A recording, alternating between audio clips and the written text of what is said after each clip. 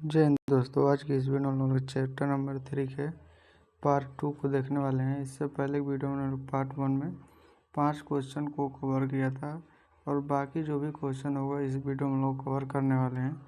तो चलिए इस वीडियो को बिना टाइम वेस्ट किए शुरू कर लेते हैं।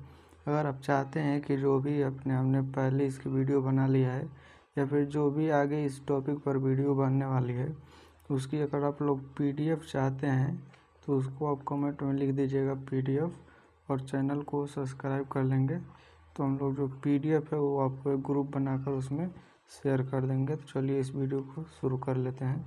सबसे पहले इसमें देखेंगे तो क्वेश्चन दिया है। सबसे पहला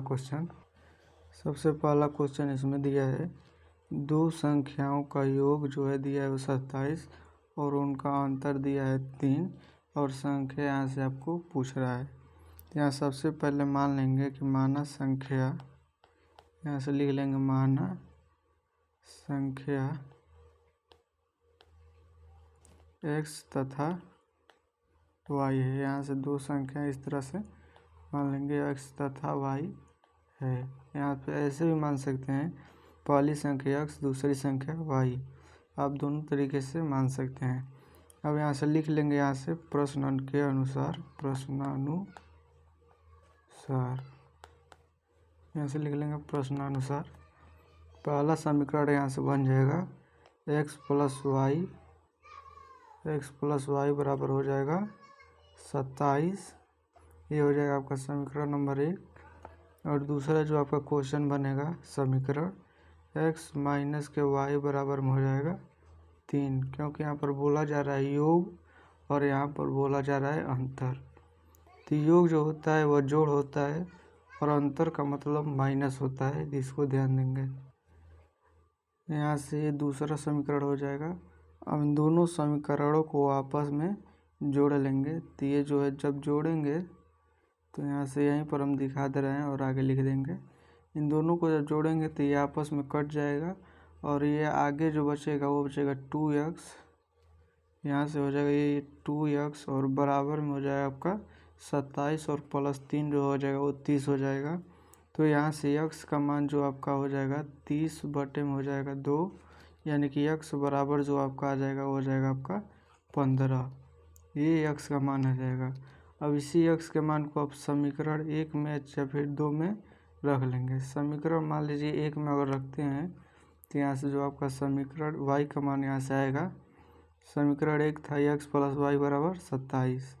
तो यहाँ से x का मान हो जाएगा 15, प्लस में हो जाएगा y और बराबर में हो जाएगा 27। तो ये हो जाएगा y बराबर में हो जाएगा 27 और माइनस के 15 और y बराबर में हो जाएगा यहाँ से 12। एक संख्या 12 होगी और एक संख्या हो जाएगी 15। यही जो इसका दोनों इस क्वेश्चन का ये जो दोनों है वो आंसर हो जाएगा। अगला क्वेश्चन देखेंगे तो यहाँ से दिया है अगला क्वेश्चन दीर्घ उत्तरी से है, जो कि बहुत ही इम्पोर्टेंट क्वेश्चन है। इसमें सबसे पहले क्वेश्चन दिया है, दो अंकों की वह संख्या ज्ञात कीजिए जिनके अंकों का योग 9 और उनके स्थान बदल देने पर संख्या जो है वह 27 से घट जाती है। यहाँ से ध्यान देंगे, घट जाती है। यहाँ पर सबसे पहले वो संख्या मान लेंगे। यहाँ से लिख लेंगे माना संख्या x तथा y है। इस तरह से मान लेंगे x तथा y है। तो यहाँ से आपका पहला समीकरण बन जाएगा x प्लस वाई बराबर के 9, क्योंकि जिनके अंकों का योग 9 है इसलिए पहला समीकरण x प्लस वाई बराबर 9 हो जाएगा। और यहाँ से देखेंगे मूल संख्या क्या होती है। मूल संख्या यहाँ से निकालेंगे तो कि बोला है दो अंकों की सबसे छोटी संख्या क्या होगी, मिनिमम लेंगे तो संख्या होगी आपकी 10, यानी कि 10x प्लस y, ये जो आपकी मूल संख्या हो जाएगी। और यहाँ से देखेंगे तो बोला है स्थान बदलने पर बनी संख्या। यहाँ से लिख लेंगे स्थान बदलने पर बनी संख्या जो हो जाएगी आपकी ये हो जाएगी आपकी 10 वाई और प्लस में हो जाएगी यक्स। अब यहाँ से लिख लेंगे प्रश्न अनुसार। प्रश्न अनुसार आपको बोल रहा है, यहाँ से थोड़ा पीछे देखेंगे तो आपको बोल रहा है और 2 अंकों की वह संख्या दी है जिसके अंकों का योग 9 है और उसके अंकों का स्थान बदल देने पर संख्या 27 से घट जाती है।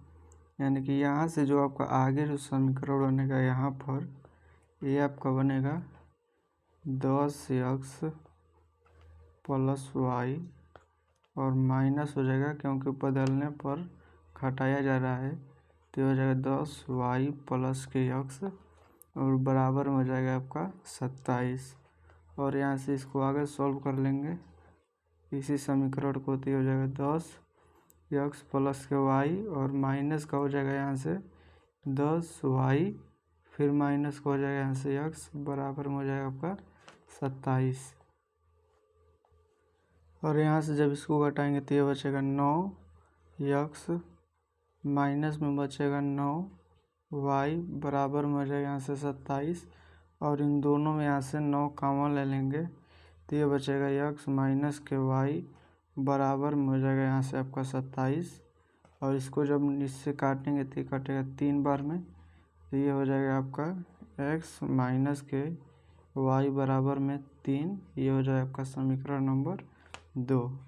अब यहाँ से लिख लेंगे समीकरण 1 और प्लस समीकरण 2।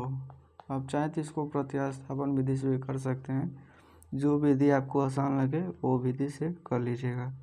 यहाँ से समीकरण 1 जो दिया था वो है x प्लस के y बराबर के 9 और दूसरा जो समीकरण है x माइनस के y बराबर के 3। अब इन दोनों को जोड़ेंगे तो ये कट जाएगा, ये जो है आपका कट के हो जाएगा, ये कट जाएगा और ये हो जाएगा आपका 2x बराबर में हो जाएगा 9 3 12। यहाँ से काटेंगे तो ये हो जाएगा x बराबर में 12 और बटे में 2, ये कटेगा तो ये हो जाएगा x बराबर में 6। अब इस x के मान को समीकरण 1 में रखिए या फिर समीकरण नंबर 2 में रखिए।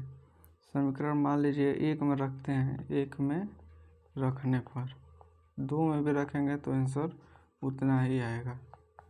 1 में रख लेंगे, x के जहाँ पर लिख लेंगे 6 प्लस के y बराबर हो जाएगा 9, तो ये हो जाएगा y बराबर 9 माइनस के 6, तो ये हो जाएगा y का मान आपका जो हो जाएगा यहाँ से 3 जो है y का मान आ जाएगा, यहाँ से y का मान आ जाएगा 3।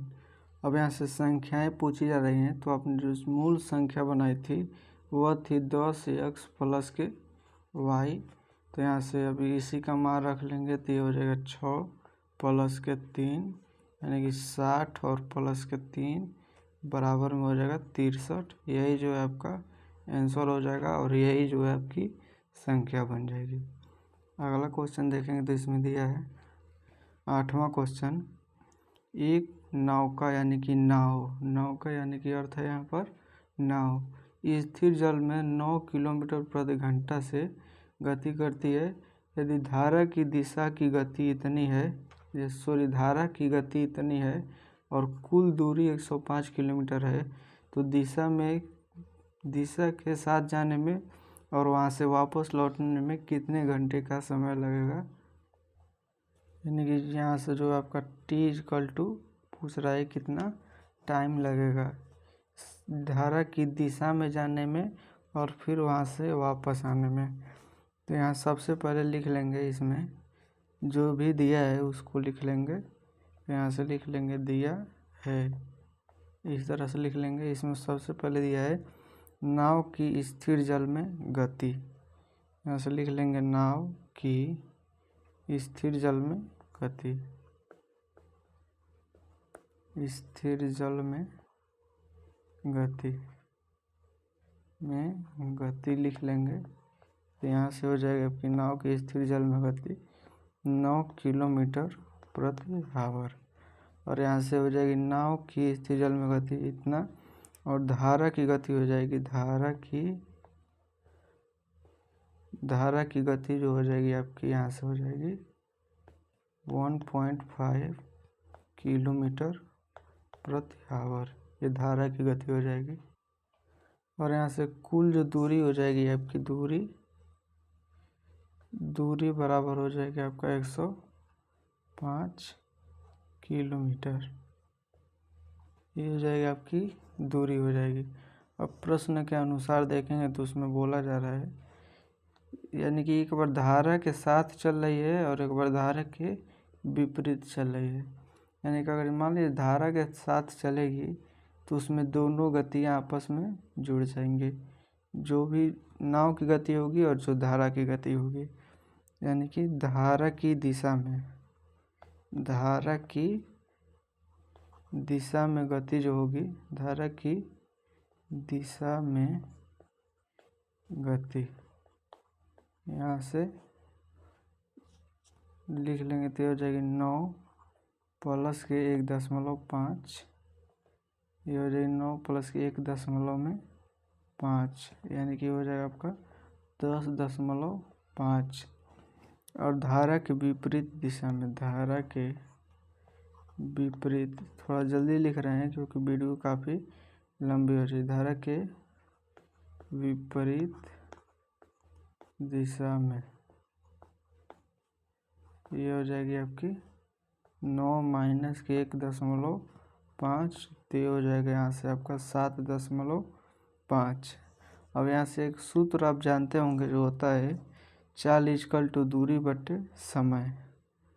चाल इक्वल टू होता है दूरी बटे में समय। यहाँ से आपको टी निकालना है तो टी बराबर में हो जाएगा स्पीड इनटू डिस्टेंस, यानी कि टी। और यहाँ से इसी फार्मूले पे इसको रख लेंगे। ये जो है डी आपका बटे में आ जाएगा, जो भी डिस्टेंस होगा। डी ऊपर रहेगा, एस नीचे रहेगा। यहाँ से इसको सॉफ्ट और क्लियर लिखना चाहते हैं तो हो जाएगा समय इक्वल टू दूरी बटे में चाल। इस फार्मूले पर रख लेंगे तो ये आपका हो जाएगा 105 बटे में 10.5 और फिर प्लस में लिख लेंगे 105 और बटे में 7.5। अब इन दोनों को जोड़ा क्यों जा रहा है, क्योंकि इसमें बोला गया है धारा के दिशा में जाने पर और फिर धारा की दिशा से वापस आने पर इन दोनों की जो समय है वो पूछा जा रहा है। यानी कि इसका भी समय और इसका भी समय, दोनों को जोड़ लेंगे आपस में, तो जो भी आपका टाइम है वो यहाँ से निकल जाएगा। तो यहाँ से इसको अगर लिखना चाहें तो इसको लिख सकते हैं इस तरह से। अगर पॉइंट हटाएंगे यहाँ से तो एक 0 ऊपर बढ़ा लेंगे और यहाँ से इसको इस तरह से लिख लेंगे। और फिर यहाँ पर भी अगर पॉइंट हटाते हैं, ये 7.5 है तो ये 75 हो जाएगा और ऊपर एक 0 बढ़ जाएगा। अब यहाँ से इसको काटेंगे तो ये कट जाएगा आसानी से। यहाँ से इसको काट लेंगे तो ये आपका कट जाएगा 10 बार में और ये कटेगा आपका 14 बार में। तो ये हो जाएगा 10 और प्लस के 14, यानी कि हो जाएगा आपकी टोटल जो समय लगेगा जाने आने में वो हो जाएगा आपका 24 आवर का समय लगेगा। और यही जो है आपका आंसर हो जाएगा। अगला क्वेश्चन यहाँ से देख लेते हैं। अगला क्वेश्चन यहाँ से दिया है 9वां क्वेश्चन। दो संख्याओं का योग इतना है और उन संख्याओं के वर्गों का अंतर इतना है, तो उनके संख्याओं का अंतर क्या होगा, ये इसमें आपसे पूछा जा रहा है। तो इसको किस तरह से लगाएंगे, यहाँ से लिख लेंगे माना दोनों संख्याएं, माना दोनों संख्याएं, यहाँ से लिख लेंगे x तथा y है। यहाँ से दोनों संख्याएं लिख लेंगे x तथा y है। अब यहाँ से बोला जा रहा है प्रश्न अनुसार दोनों संख्याओं का योग यानी कि x प्लस y बराबर के 9 और उन संख्याओं के वर्गों का अंतर x square minus y square बराबर के 145 दिया जा रहा है। और यहाँ से पूछा जा रहा है उनके अंतर यानी कि x माइनस के y बराबर के क्वेश्चन मार्क, यही आपसे पूछा जा रहा है। तो यहाँ से किस सूत्र पर तोड़ेंगे कि ये आ जाएगा, तो यहाँ से ए स्क्वायर माइनस के बी स्क्वायर का जो सूत्र होता है, यहाँ से हो जाएगा एक्स स्क्वायर माइनस के वाई स्क्वायर बराबर एक कोष्टक में एक्स प्लस वाई और दूसरे कोष्टक में हो जाएगा एक्स माइनस के वाई हो जाएगा।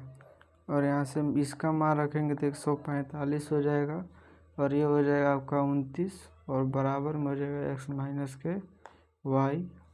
और इसको जब इधर लाएंगे तो हो जाएगा एक्स माइनस के वाई बराबर में हो जाएगा 145 और बटे में आपका हो जाएगा 29। इसको जब काटेंगे तो ये 5 बार में कटेगा। यहाँ से मान हो जाएगा एक्स माइनस के वाई बराबर का हो जाएगा, ये हो जाएगा आपका 5। और यही जो है इस क्वेश्चन का आंसर हो जाएगा।